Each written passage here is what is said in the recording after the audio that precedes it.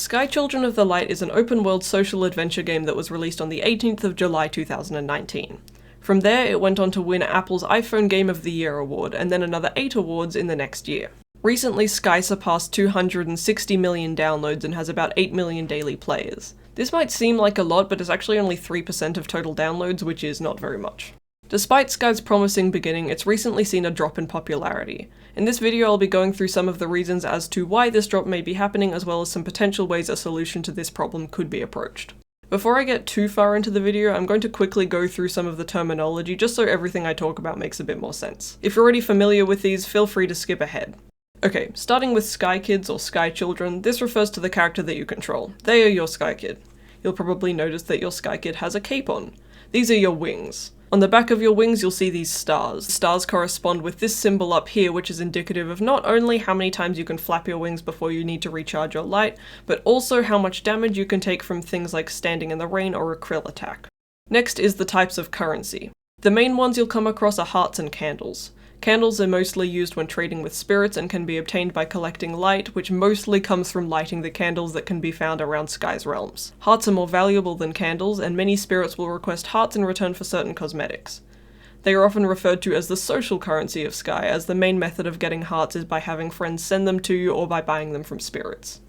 Then there's ascended candles, which are used to ascend spirits, and you can get these by ascending Eye of Eden, or from clearing the larger darkness shards. After that, we've got tickets, which are the event currency. I am going to talk about these a bit more in depth later on, but for now all you need to know is that you get them during the event, and you can use them to buy items that correspond with said event. There's also a variant of both candles and hearts that are seasonal. Seasonal candles are collected by completing daily quests, or by collecting light from specific candles located in Sky's various realms. Seasonal hearts are bought from certain spirits, but can only be bought if you have the season pass.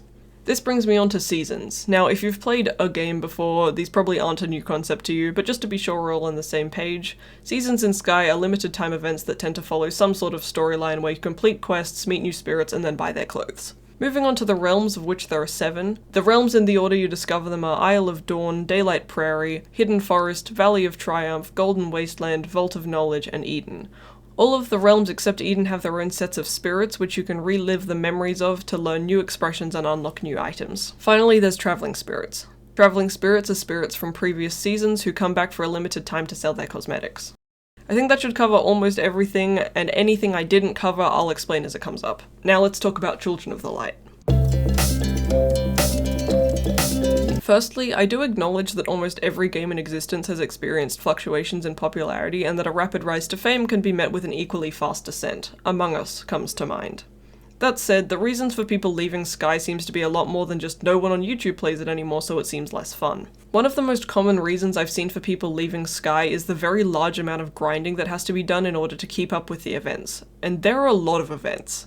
Starting with the seasons, which tend to last around 9 to 11 weeks with anywhere from 1 week to a month in between. Then there's annual events, which are typically 1 to 2 weeks long and happen around the same time each year. And if that wasn't enough, then there's also traveling spirits that show up every second week on Thursday, and they stick around until Sunday of the same week. Now, each event has things you can buy, and while most of them are cosmetic and don't actually alter gameplay, most people still want them. Here's the catch though, they cost a lot of money. Or candles, I guess. And often to be able to afford all of the things you want to buy, you're going to need to spend a decent amount of time most days candle running. Candle running, for anyone who doesn't know, is basically going through most, if not all of Sky's realms, collecting as much light as possible in order to forge more candles.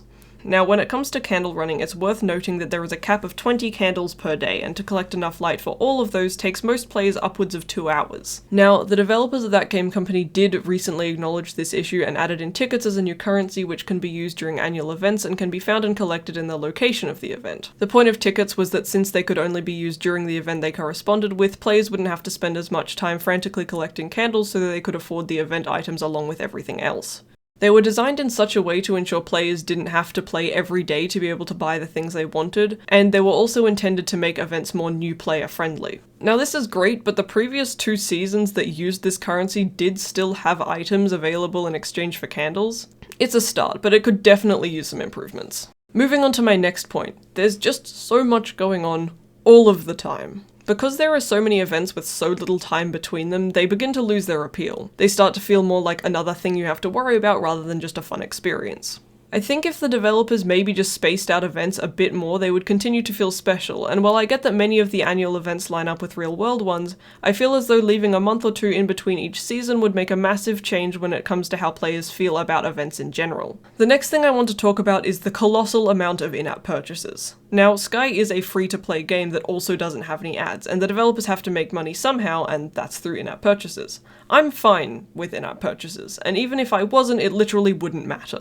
But my issue with the ones in Sky is they're really expensive. Like, if you look at the candle packs alone, 15 candles is worth around $5. So the most expensive pack you can get is $50, which will buy you 150 candles, and Sky will throw in an extra 40 free of charge. To put this in perspective, the route that I take when I'm candle running gives me about 10 candles, so if I were to candle run every day, it would take me 19 days to collect the same amount. So 190 candles for $50 seems like a pretty good deal, except you probably won't be able to buy very much with it anyway, because everything in this game is expensive. But wait, there's more! I haven't talked about cosmetic packs yet. There are over 70 cosmetic packs, with the cheapest being 99 cents, and the most expensive being $30. And if you bought every single one of these, it would cost you $1,028.24. $1,028.24. That is too much money for me. Now, the money from a number of these items goes to charity, which is great. In terms of sales, I think that maybe if some of these prices were lower, more people would be more likely to buy things, which would result in more money being earned overall. Full disclaimer, I am not some sort of business genius, this is just my opinion. I also think it's worth mentioning the amount that Sky preys on the player's fear of missing out. For a game with a main goal of connecting with others, I spend an awful lot of time worrying about whether I'm going to be able to afford all of the things I want before whatever event is currently happening ends. Because there's so much going on all of the time, it's really easy to get wrapped up in the whole, if I don't buy this now, I might not get another chance to buy it later.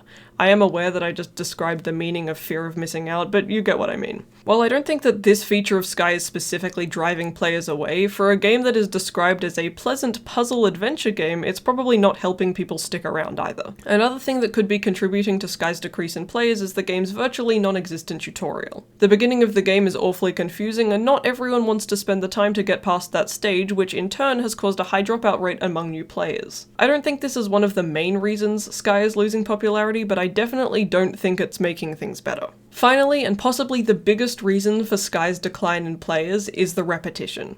Most of the time you spend in Sky is traveling through places you've already been, collecting light for candles, reliving spirit memories, and looking for winged light, which can get tedious if you've been playing the game for a while. Another thing that adds to this is the ungodly amount of times you have to ascend.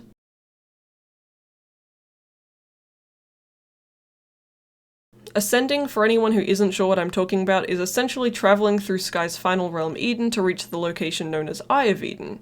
Here you give up all of your winged light and die. Kind of. You turn to stone and are then reborn. Now, the way I described ascending makes it seem like something you don't want to do, but that's just because I'm not very good at explaining things. You see, the point of ascending is to temporarily weaken yourself to become stronger in the long term. You can buy an item called wing buffs from spirits, and these are given to you just before you're reborn. They work the same way as winged light, with the only difference being if you lose them, you need to ascend again to get them back. Now, the point of that whole explanation was basically to outline that to get any benefit from ascending, it has to be done a decent number of times, which once again can get tedious. I think the other thing that's made the game feel more repetitive is the fact that there is no fast travel system. Sure, there's the wind paths, but they're really confusing to navigate and they also don't lead everywhere. If I want to relive a spirit memory that's located here, I have to travel through the entire rest of the realm to get there, which isn't always something I want to do. I guess to put it simply, some of the things that make Sky good, like ascending and exploring, are also the things that make it bad. Now, I don't think that Children of the Light is a bad game by any means, but I do think that there are a couple of features that could be added in order to retain some of the longer term players. Anyway, that's all I've got for today. I hope you enjoyed the video, and I hope to see you in the next one.